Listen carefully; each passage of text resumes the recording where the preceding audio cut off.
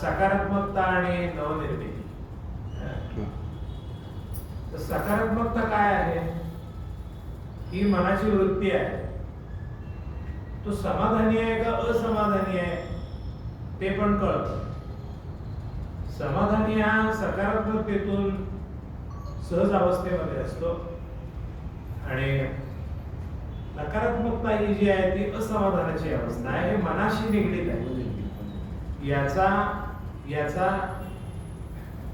म्हणून तुम्ही सकारात्मक आहात का हे कोणत्या गोष्टीला बघून घ्या.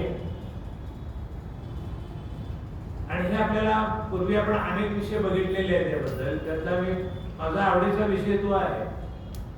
कुणी एखाद्याने तुम्हाला जर अपमान केला किंवा तुम्हाला उलटून बोलला तर सर्वसामान्य प्रतिक्रिया काय असते? त्याच्याबद्दल वाईट मनात चिंतन करणे, त्याला उलटून बोलणे किंवा त्याचा काटा काढणे किंवा त्याच्याबद्दल आपलं त्याच्या सानिध्यात न राहावं, त्याच्याबद्दल लांब राहावं, अशी काहीतरी सगळ्या नकारात्मक होते. त्यामुळे त्यापेक्षा एखाद्याने अपमान केला तर आपल्याला तोही ब्रह्म आहे, हम ब्रह्मास्मी सर्वम खलु ब्रह्म. त्यामुळे ही सकारात्मक स्वरूपाचं लक्षण म्हणजे नवनिर्मितीसाठी आवश्यक असणारं वातावरण निर्मिती. त्याचा बेस आहे शांती आणि सकारात्मकता. तुम्ही समोरच्यामध्ये त्यांनी जे काय मला बोललं असेल तर ते तुम्ही नोंद करून घ्या की तुमची काय चूक झाली असेल.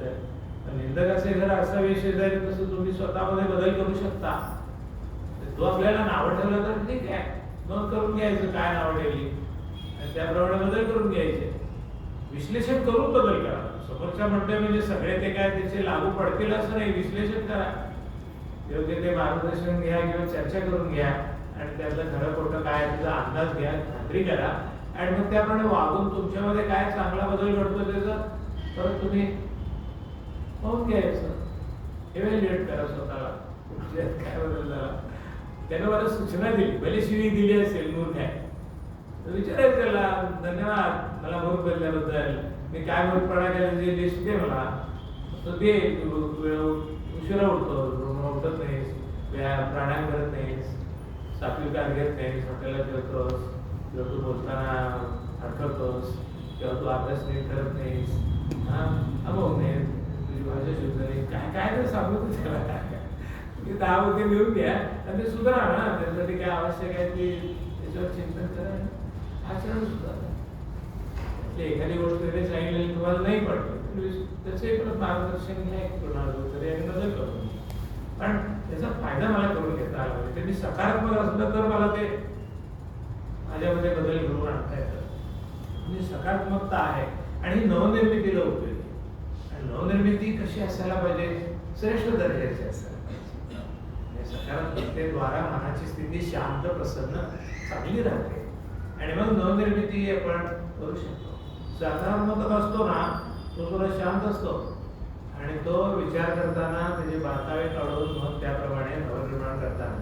समजा एखादा कारखाना तुम्हाला काढायचा आहे तर कारखाना काढायचा तुम्हाला शांतपणे त्याचे सगळे मुद्दे काढून ते तो प्रोजेक्ट फिजिबल तिथे होईल का नाही याचं बारकावे बघायला लागतं आणि ते बघितल्यानंतर ते या भागामध्ये ते सूट आहे की नाही खात्री पटल्यानंतर मगच तुम्ही पुढची कृती करता. तर नवनिर्मिती करायला पहिले तुम्हाला शांतता, सकारात्मकतेतून ते कशा पद्धतीने करायचे आपल्याला याचा अभ्यास करावा लागतो आणि मग सगळ्या गोष्टी योग्य आहेत असं बघून मगच तुम्ही नवनिर्मिती करता. आणि शांततेमध्ये नवनिर्मितीची बीजे असतात. तुम्ही कुठेही काही करा. समजा आपण इथे एखादं व्याख्यान मला द्यायचं आहे तर मी पहिले विश्रामावस्था ध्यान आणि हे कशासाठी केलं? माझी शांतता, एकाग्रता टिकून राहावी आणि मी चिंतन करतोय ते मला मुद्देसूदपणे मांडता यावं. साधी गोष्ट आहे. ही नवनिर्मिती आता मी बोलतोय सुद्धा काहीतरी नवनिर्माण करण्याचाच एक भाग आहे. चिंतनातून काहीतरी पुढे आणखी चांगलं व्हावं म्हणून. म्हणून कोणतेही कार्य करताना आपल्याला शांतता, सकारात्मकता आणि त्यातून चांगली निर्मिती होते असं त्याचा अर्थ आहे. मग तुम्ही स्वयंपाक करा, अभ्यास करा, डिझाईन करा, चिंतन करा किंवा काही शेती करा, कारखाना काढा, कन्सल्टंट व्हा, ऑपरेशन करा, अकाउंटिंग करा, मॅनेजमेंट करा. सगळ्याचा पाया शांतता, सकारात्मकता आणि नवनिर्मिती या पद्धतीनेच ते जाणार आहे.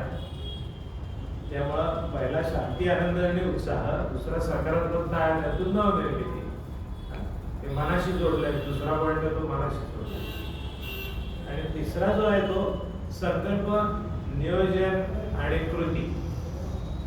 कोणताही संकल्प करायचा. आपला आजचा विषयाचा संकल्प काय आहे? सदैव मला आनंदी राहायचं आहे, माझा संकल्प आहे. मग त्यासाठी मला नियोजन काय करायला पाहिजे? त्यासाठी मला सद्गुरूकडे जायला पाहिजे. त्याच्याबरोबर मला ते ज्ञान प्राप्त करायला पाहिजे. आणि मग त्याप्रमाणे मी प्रत्यक्ष कृती करून, त्याप्रमाणे शंका आली तर विचारून, गुरु शिष्याचा तोच मुद्दा आहे. सद्गुरू मगाशी मी म्हटलं तसं तो श्रोत्रिय आणि ब्रह्मनिष्ठ आहे म्हणून मी त्याच्याकडे गेलेला आहे. गुरु अनेक असू शकतात, वेगळ्या स्तरावरती ज्ञान देणारे असू शकतात. आपण श्रद्धेने, विश्वासाने जाताना ते गुरु सुद्धा ते ज्ञान ज्यांनी घेतलंय ते सुद्धा अशा पद्धतीनं आहे याचा अंदाज घेऊन मगच आपण त्यांच्या आलं पाऊल टाकून पुढे जात असतो.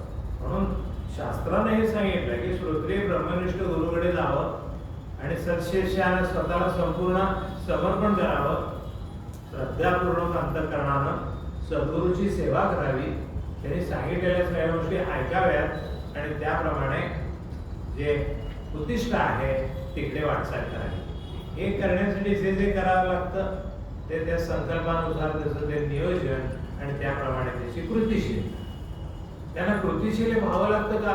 तर कृती केल्याशिवाय अंतःकरण शुद्ध होऊन मला तत्वाप्रमाणे वागतो की नाही कळालं. ते लिटमस टेस्ट असते की हा मला एखादी गुरुनी कृती करायला सांगेल, त्याप्रमाणे मी व्यवस्थित ती कृती करण्यासाठी लागणारं जे काही चिंतन आहे केलं, अभ्यास केला आणि ते व्यवस्थित ज्ञान घेऊन मी ती कृती चांगली केली. ती केल्यानंतर काय झालं? त्यामध्ये ईश्वरार्पितम नेक्ष्या कृतम चित्त शोधतम मुक्ती चालू.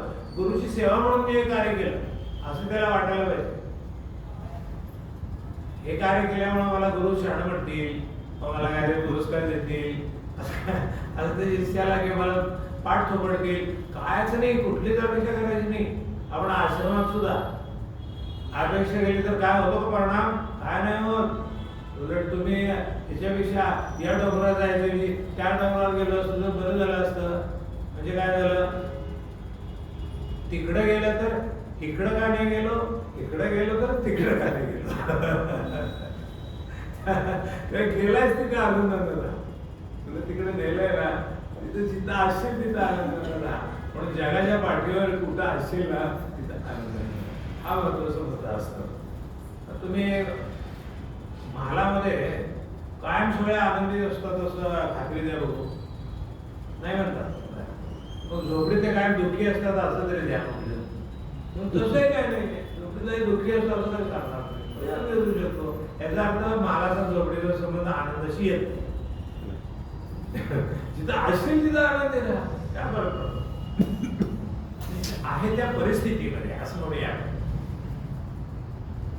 जे जसं आहे तसं आनंदानं स्वीकारणं हे ज्ञानीचं लक्षण. कारण क्षण अटळाय, अनिवार्य आहे, अनचेंजेबल आहे, बदलता येणार नाही. म्हणून ज्ञानी जो जसा आहे तसा आनंदानं स्वीकार असं ते शास्त्र. त्यांनी कोण